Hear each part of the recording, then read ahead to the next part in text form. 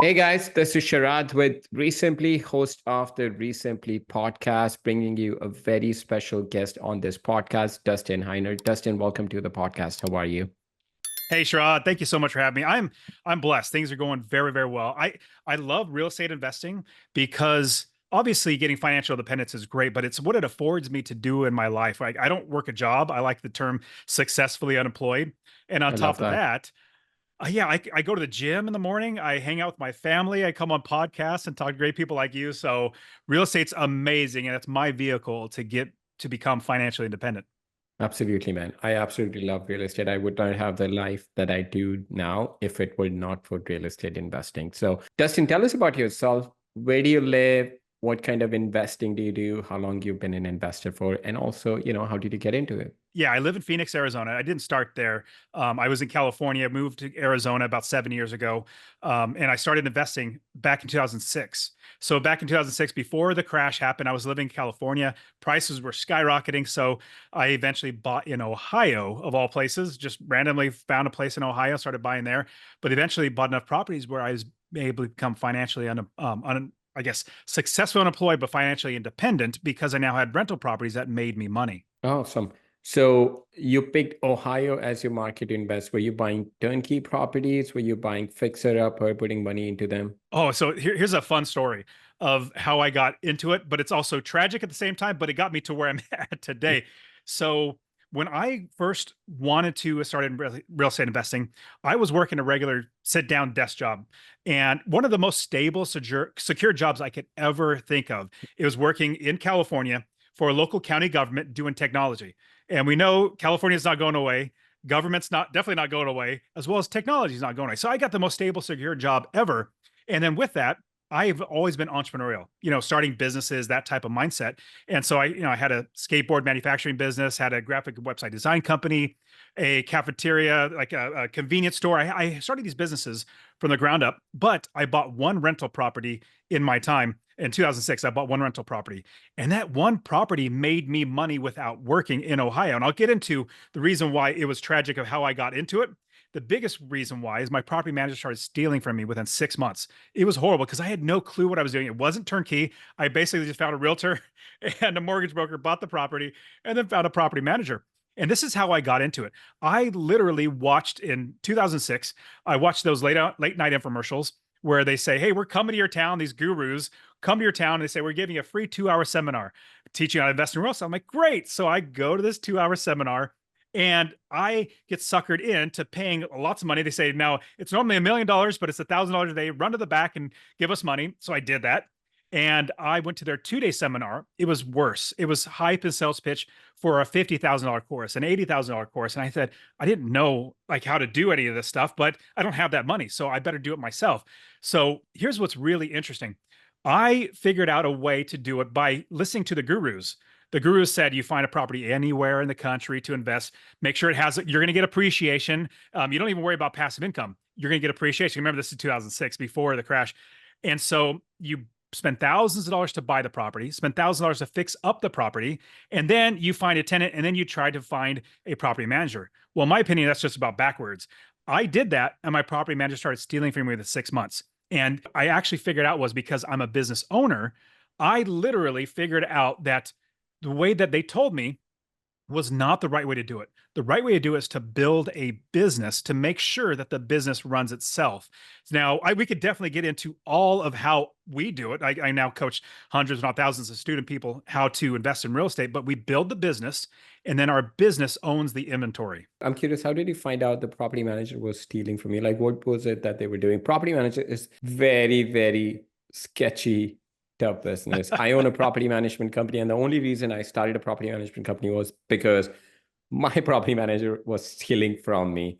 So I'm curious, kind of, what was your experience? Yeah, the big experience started when how I knew that she was stealing from me was not, or the numbers weren't adding up on all the property management statements. There were, I guess, line items on the property management statement without receipts, even Wow. documentation. It was just a line item, even receipts that were just, they looked phony. They didn't look real.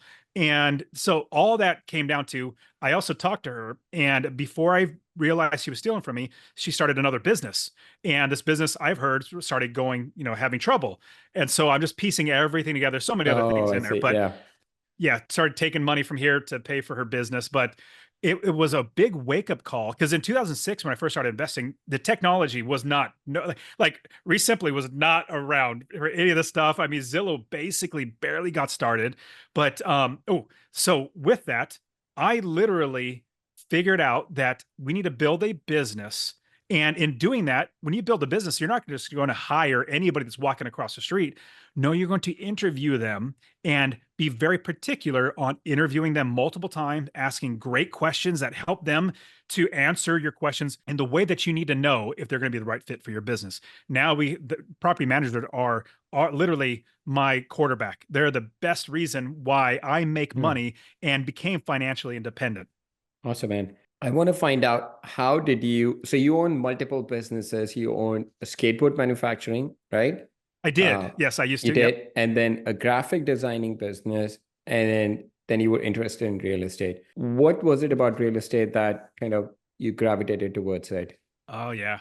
Okay, so let me give you the understanding of how I got there, because the biggest thing that happened to me woke me up. And I'm going to tell the story so that everybody listening, hopefully it doesn't happen to you. So I'm working this sit down desk job, 9 to 5 technology desk job at the local government. And I bought one property, and that property started making me money. I knew I needed to be an investor, but life started getting in the way. My wife and I started having kid after kid, and eventually we had 4 children. And when my wife had our 4th child, I went on paternity leave. That's where, the dad stays home with the mom, changes poopy diapers and all the good stuff, bonds with the baby. Well, after those 2 weeks, I go back to work. And in that same week, I go back to work on a Friday at 3:30 in the afternoon. I get a call from my boss's secretary, like the top dog. And she says, Dustin, would you please come to the office? I said, sure. And I hung up the phone. I paused for a second. I thought, why in the world did they call me in the office? Like, this isn't normal. And I've seen plenty of movies.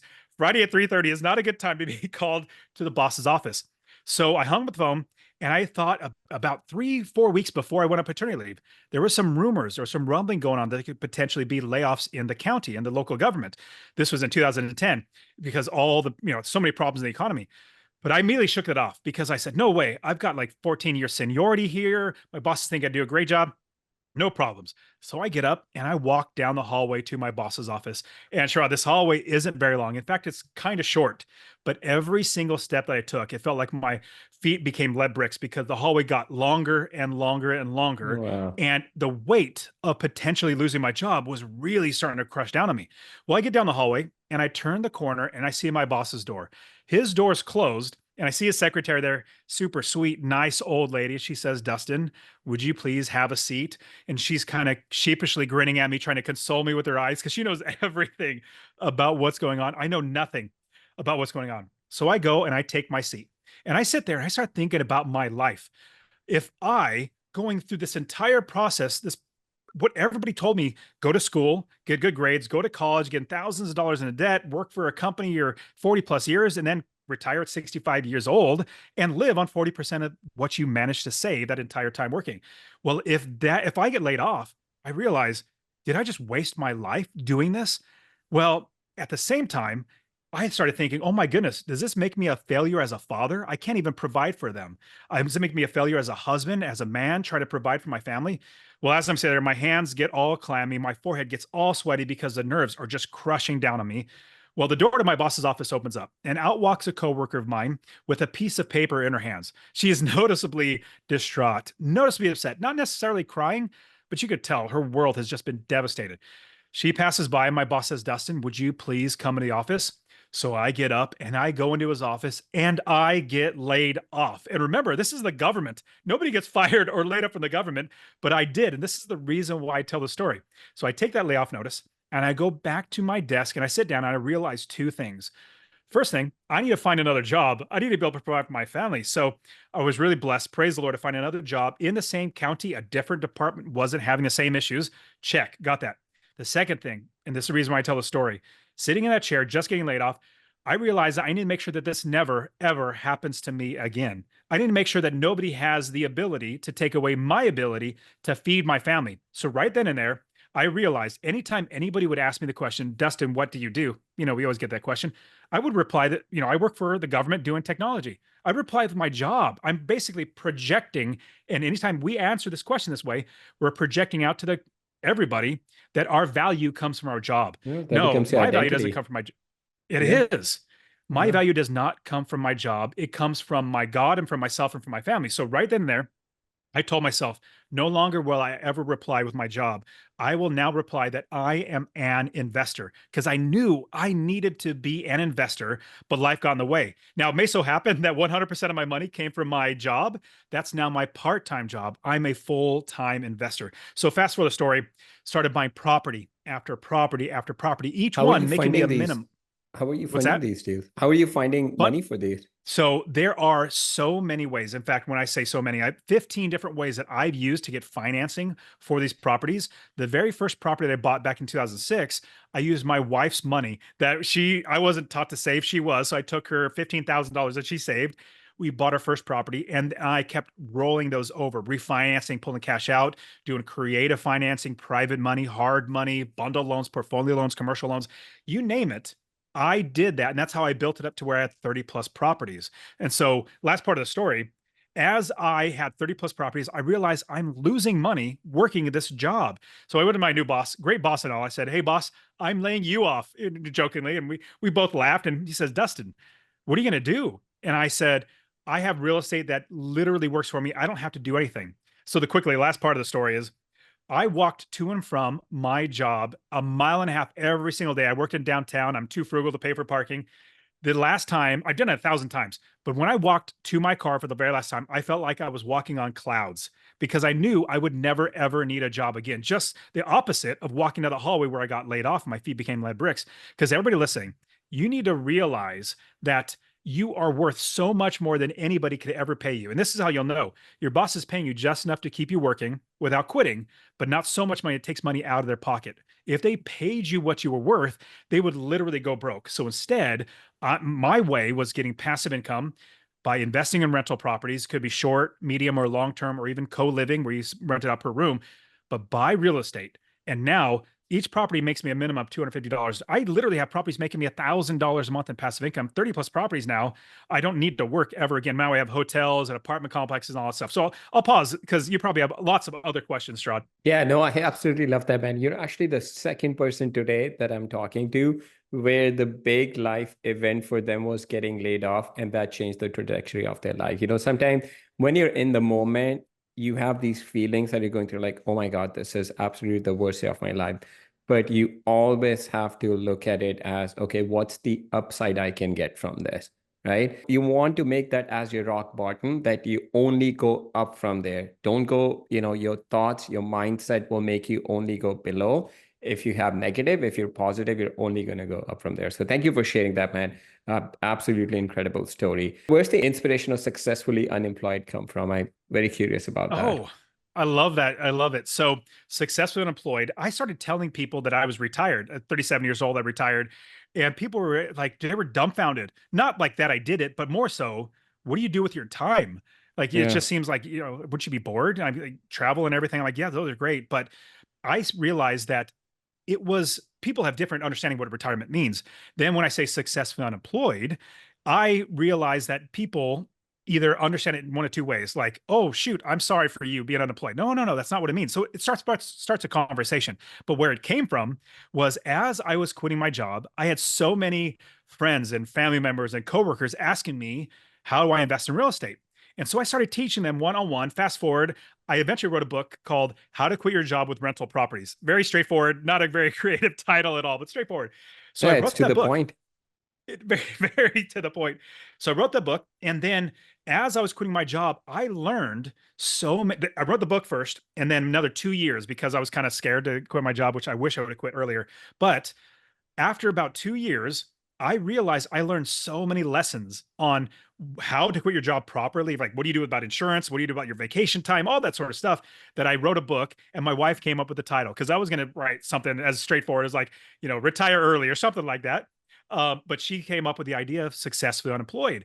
I said, I like that because I've heard of the term unemployable, but it comes across a little arrogant Yeah. because honestly, I kid you not, if Warren Buffett came to me and say, "Hey, Dustin, I want you to pay me so that you can work for me," I'd be like, absolutely, sign me up because I will learn so much. I'll be around the right people. I'll be just connected. It's just a much better thing. So I could work for anybody, but successful unemployed is showing people that there is a way to make money to provide for yourself and your family without working that dead end job, is what I like to call it, just over broke job. Yeah. No, thank you for sharing that, man. And absolutely, I do agree with you. Unemployable can sometimes comes at arrogant. That's not the intent of the person. Their intent is, I think, what you Totally. have successfully unemployed. So I love that. All right. So at this point, you've coached thousands of students to be Yeah. successfully unemployed, right? I want to ask you about the mindset. So you have this great insight coaching thousands of students, and not, unfortunately, in this business, not everybody gets successfully unemployed, right? What do you notice the difference, the biggest difference is between the people that actually are successful versus people that are not? The biggest thing that I've seen, it's not taking action. That's not the, usually people say that's the easiest one is like, just take action. It's not take action. The people that are successful act in the face of fear. It's getting past the fear of investing. Could be fear of buying the wrong property, fear of losing money, fear of getting a lawsuit, whatever the fear might be. They get past that fear. Now, how you get past that fear is not just taking action. It comes, actually, we'll stop and say, fear comes when there is unknown, or you're unsure, or you don't have the people around you that are going to help you get past these obstacles. So what I've seen is when people act in the face of fear, that is one step moving forward. And the best way to get around that fear is understanding and knowing and having experience through other people so that you can actually move forward. Just like if I'm going to figure out how to buy a property, I'm not going to just try to do it myself. I'm going to be around other people, let's say realtors or wholesalers or whatever it might be. And so what I found, the people that become successful, they act in the face of fear. And then once they act in the face of fear, and because they understand it, let's say they got education, they got a mentor, or they found somebody that just does it and they help them, then they do that one time. And I kid you not, so Sharad, like you said, I mean, I've had hundreds, not thousands of students now coaching them how to invest in real estate. Usually before they find me, they are just treading water. The term analysis paralysis comes in. They don't know what to do. They're so unsure and they're fearful. But then they start, like a year or 2 years, and then they start coaching with me. Like literally, kid you not, this is what happens. They start getting with me and coaching them. And within a month, they're already putting offers because they have somebody to help them get through that phase of fearness. And then they usually get closing on an offer within 3-4 months after we start working with them. But here's the great thing. Because you've done it one time, you now, just like riding a bike, you can do it over and over again. If you do it, like I said at the very beginning, if you build a business that people send you deals, you have people that want to give you money, you have people that are going to manage your properties, you have a business set up that will run. Once you have that first property, I kid you not, all of my students, I won't say all, that's a broad, 98% of my students, the second property comes within the next month because they built the business, they have Yeah. a pipeline, or people sending them deals. They already have the business of property managers. They already have the mortgage brokers, the private money. They've done all the work. So now it's the inventory that they just got to buy, which is the easiest part. People think that Yeah. inventory or finding properties and funding properties are the hardest things. Those are the easiest things about the business. The hardest thing after that is how to make sure you're making money consistently to become successfully unemployed. Yeah, absolutely. And I think once you have a system and process that's repeatable, that's all you got to follow. It just the very first property, and I've been in that situation where I bought the first property. I probably looked at 50 to 60 properties, if not more, before I pulled the trigger on first one. It was listed for 65 or 75. I offered 20, and I think the seller accepted with 25. I mean, this is back in That's awesome. 2010. It was just like I was being extra conservative, but I was just making sure every day I was taking one step forward. I think that's what it's all about. Yeah. So, That's just like riding a bike. Like I said, it's literally getting on. And if you fall, you get back up. yeah. You just have to put yourself through it. And I love that you put an offer that is so much lower than most people would be uncomfortable. And so what I tell all my students, and among many things, number one, we build a business, but number two, here's a big thing, because I get a lot of students saying, especially even right now, interest rates are high, prices are still relatively high. They say, Dustin, how do I get passive income? Because that's all we invest for. I don't invest for appreciation, because I will literally give these properties to my kids. If you watch this on YouTube, you can see my kids in the background. I will literally give these properties to my kids in generational wealth, because I invest for passive income and cash flow. I will not sell these properties. And so what I tell my students is, when they say, well, Dustin, how do you get passive income with these prices so high and interest so high, is I tell them, you need to put in, number one, lots of offers. But number two, you need to capture equity, which means you need to buy it for less than it's worth. And here's the rule of thumb I tell my students. If you put in an offer and you're not uncomfortable, like, ooh, Yeah. I think they're going to be mad if I put in this offer. If you don't feel like that, then you're offering way too much. You need to offer lower, because then you negotiate. Just like they start at 65 or 70, you offered at 20, and they eventually work their way down to 25, which back in 2010 was a beautiful time Yeah. to invest in real estate. But you're 100% right. When we build a business and we actually do business things like offer lower, try to make sure that we're capturing equity, all that sort of stuff, then we become successful. Yeah, I agree. And if you're not failing, in my opinion, then you're not making progress, right? If you're making offers and every offer is getting accepted, you're offering way too much. I think only way to score is to take a shot. In our business, taking a shot is making offers. Just make so many offers. And you're absolutely right. Like, you have to feel to some extent embarrassed or feel like, oh my God, you're cringing, you're feeling bad for the seller, that how much you're offering. And then crazy things happen. You don't know what the seller situation is.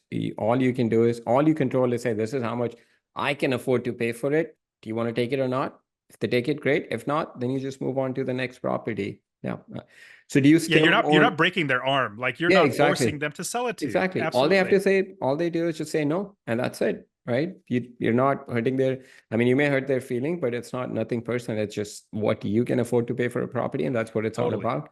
Do you still own all the properties in Ohio that you bought? Did you sell Yes. any? So I've sold two. Wait, two? One or two. I think I've sold two. One was a duplex. I think I sold another. No, I didn't. No, it was a duplex. So I sold one of them. Wish I didn't. Every single property that every investor that invests for rental and, short-term, mid-term, long-term, buy and hold, they always wish they'd never sold, because once you sell, you lose access to that capital that you have in that, equity. You lose the passive income. You lose the tax advantages, you lose so appreciation, like you lose so much when you sell. So I sold one, wish I never did, but now I literally invest in 5 different states: Ohio, Texas, Arizona, Tennessee, Missouri, and Indiana. That's 6. There, that's 6. Yeah. And then now I have apartment complexes, hotels, and my own private, personal 30 plus properties now. But my bread and butter is residential, 4 units and below. Best financing that you can get, easy to manage. You can find lots of different property managers, so many great things. And there are different ways. You can do short term, make a lot of money, a lot more, headache in a sense, where you have more moving parts. But you could do short term, you midterm, 30, 60, 90 days, which are fantastic. Well, you make more money. You could do long term, where you just obviously 12-month. You can even do co-living, where you rent out per room, which is a great way, another way to make money. And for me, I like 80% of my portfolio long term, 12 months, because it's fixed. I feed my family with this money. And the other 20% of my portfolio would be short-term, midterm, or co-living type of. But yeah, what I found is that when I replaced my income and figured out how to get my expenses taken care of. Oh, let me share it this way. One last thing. So when I first started investing, my wife was asking me, how soon will we be able to be financially independent? Well, I figured out what our expenses are, and I remember the number plain as day. It was $4,200, mortgage, insurance, food, and all that sort of stuff.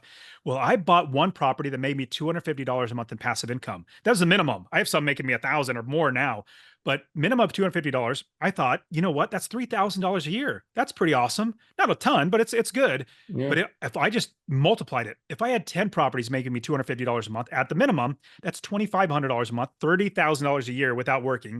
If I had 20 properties, that's $5,000 a month, $60,000 a year. I can literally become financially independent.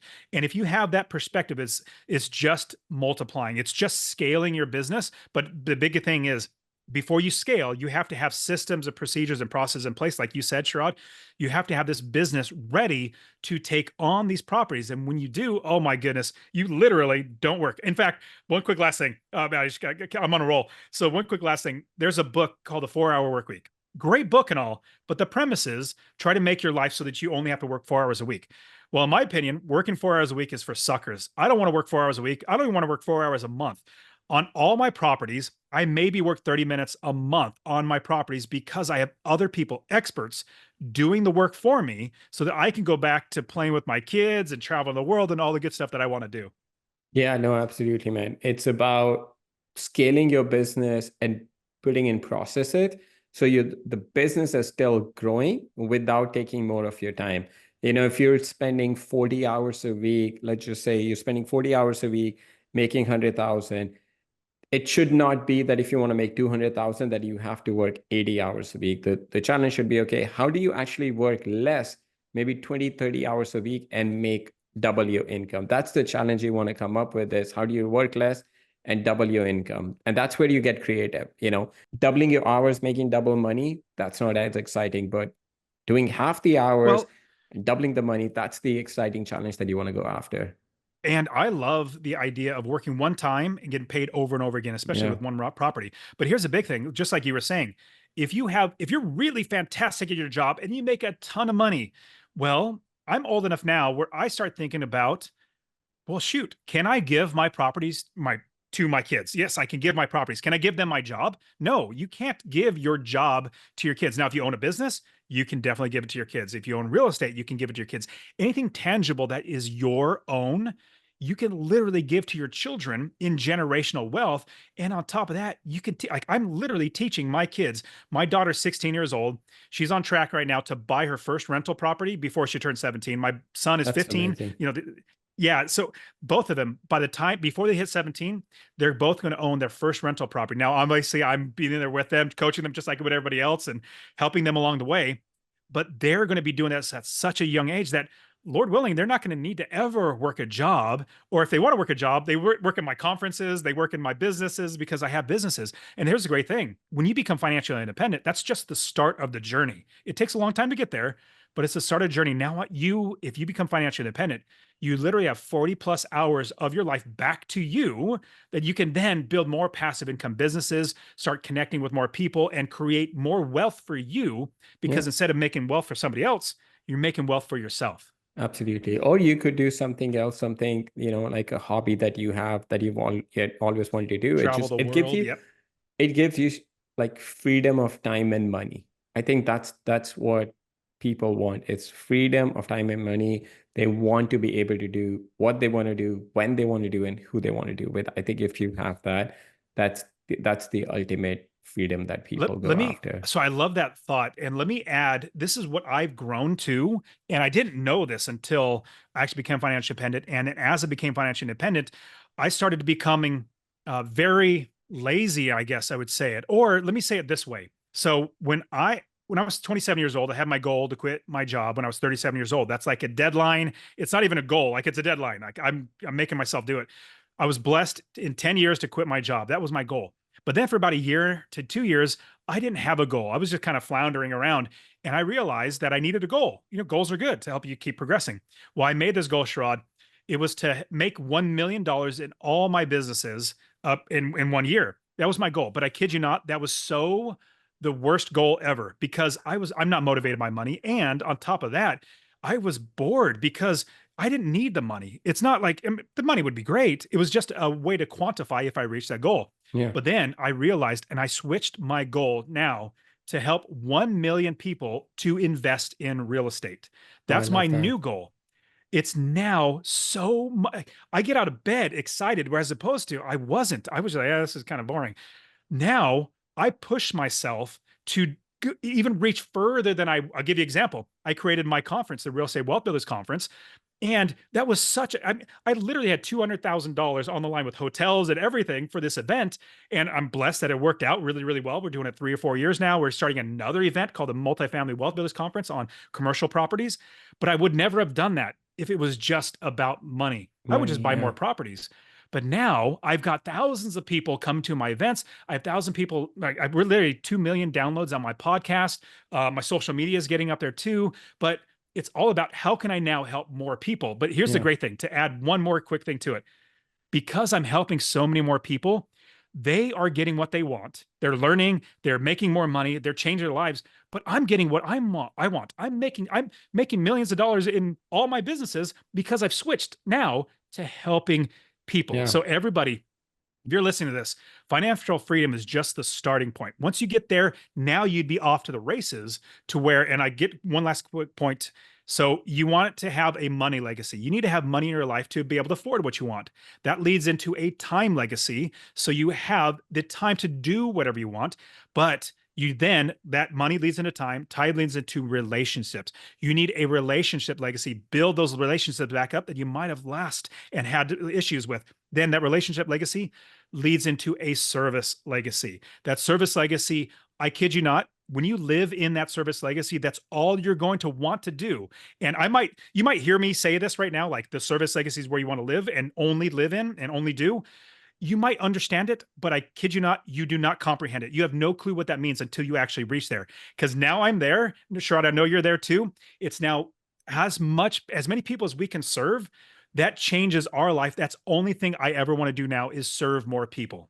Yeah, absolutely. And then money should never be the primary goal of, whatever, if you're starting a business or whatever you might be doing. Yes, you want to have a certain, financial goal that you want to get to support your family, but the bigger goal, they should not be money driven, because then you're going to get up in the morning. I've been in the situation, I'll get up, I'm like, why am I doing this? Like, what do I need all this money for? I have plenty of rental properties. I have enough cash flow coming in. But once you make your goal more than money then just becomes a byproduct of the value that you're adding. The more Absolutely. value that you're adding, the more lives that you're changing, the more money you're going to make as a result of it. But your focus should always be how much value that you're adding to other people. So Well said. 100, Absolutely. 100% agree with that. Dustin, this has been absolutely incredible. I want to move on to our next segment of our show, ask you a couple of questions not related to business. First one is, what do you do for fun? Ooh, I do a lot of things for fun. Number one, I love working out. I literally lift weights 5 days a week. It's Olympic lifting, snatch, and clean and jerk like you see in the Olympics. I do that for fun. I hang out with my family. I love playing golf. I go hunting. I do that stuff. But a big thing that we do as a family is we love to travel. In 2017, right after I quit my job, we went through 6 weeks through Japan, driving on the left-hand side of the road, 6 weeks 2,500 in miles. Japan? Six Wow, weeks. that must have been absolutely incredible. It was phenomenal. And best thing, I didn't even talk to my property manager. I didn't even worry about money, just kept coming in. 2018, went to Europe, 6 weeks on 11 different country trip, all through Europe with my kids. 2019, we went to the East Coast, went from Florida, drove all the way up, seeing all the sites, historic sites, all up to New York. And then just recently, we went to Japan again, just 2 weeks ago. Went to Japan again. We love traveling. That's something that we love to do. But that's really, I love being around my family, and I love doing things that help other people. I can totally see how energized you get just talking about family. So I can only imagine when you're around your family, you're just like, yeah, bubbling with energy. I, Exactly. what's the one book that's had the biggest impact in your life? It could be a business book, personal book, or one of each. So I'm going to give you two and cheat. Number one, the best by far is the Bible. I literally read the Bible multiple times a day. And that's changed me, where instead of being self-centered, because the Bible says God opposes the proud, but gives grace to the humble. Well, I started thinking, well, if that's true, I don't want God opposing me. How do I become humble? And how I become humble is considering others more important than yourselves, serving other people like Jesus did. So that's where the service aspect came. And that's changed my life. So that's number one, reading the Bible literally multiple times a day. I read it to my kids all the time. So number two is The Richest Man in Babylon. Oh, yeah. Love that book by George Amazing. S. Clausen. It's a fictional story, but it teaches principles about finance and investing. It's absolutely amazing. Those two are the biggest ones that I would say, if I were to read again or suggest to read, those two are the ones. I mean, Bible is the number one answer on the podcast so far. Yeah. Awesome. All right. What's the best-selling book ever in the history of the Yeah, world? So. it is. So yeah, it's only obvious that it'll be the number one answer on the podcast. If you could spend a day with anyone, dead or alive, who would you want to spend the day with and why? Ooh, obviously Jesus, that'd be number one. But we'll move because obviously Jesus is amazing. But move from that to thinking of something a little more pertinent, or like today. I've been really enamored with George Washington. So the reason why, people, oh, he's a slave owner, all that sort of stuff. No, actually, he took care of his slaves really, really well. You might disagree, but one thing that was really amazing about George Washington, he was literally going to be made king over an entire new country. Like they were going to make him king because they won the war against England. England had a king. Everybody's used to being a king or having kings. They wanted to make him king, and he said no. He literally turned that down. And I think it was the king of France said, this man, George Washington, for giving up that is the most amazing man in the history of the world, because he was going to be king over this entire new country, have everything like and he gave it up because he wanted to go farm. He wanted to go have his life. He wanted to be so that everybody was free and had nobody over them. So George Washington is second to Jesus. I love to fit because he was extremely humble, read the Bible too, but extremely humble to give up what everybody coveted was this king spot in this brand new country. Oh, I had no idea about that. That's very interesting. Thank you for sharing that. All right, Dustin, if someone wants to connect with you, learn more about your journey, the coaching program that you have, what's the best way for them to do that? Absolutely. Do you mind if I give them a free course? Just give it away for free. Please, yeah, absolutely. And we'll put a link to it in the show notes also. So go ahead. Awesome. So I'll give you a course that show you how to build the business anywhere in the country, how to scale it to be able to quit your job. So if you text the word rental, RENTAL, rental to 33777, rental to 33777, or go to masterpassiveincome.com/free course. All one word, /free course. I'll literally give it to you. You could also find me. I have my own podcast. It's like 90% just me teaching. I've been doing this since 2016, teaching how to invest. Master Passive Income. Just look that up. Same thing on YouTube. But I've also been using Instagram quite a bit. Getting a good following. It's a lot of fun. I love people reach out to me. So you can follow me on Instagram, the Dustin Heiner, THE Dustin Heiner. And no, Sharad, I'm not that arrogant. It's the only handle I could come up with. Everything else is kind of taken. So the Dustin Heiner on Instagram. Reach out to me. I love just hanging out with people, showing people how to invest in real estate. But I really appreciate you having me on the show, man. Absolutely. I'm surprised you didn't go for successfully unemployed on the Instagram, or was it taken already? It wasn't taken, but I went with just my name because, okay. Yeah, but okay, yeah. You're building it, like making more about you than that brand. Well, I have both. I do have Successful Unemployed, okay. But the one, yeah, I guess if they follow me, then I could point them to Master Passive Got Income, it. That to makes Successfully sense. Unemployed. Yeah. That makes sense. Yeah. Dustin, thank you so much for coming on the show and sharing your incredible journey, man. It was absolutely inspirational. Thank you. Thank you, Sharad.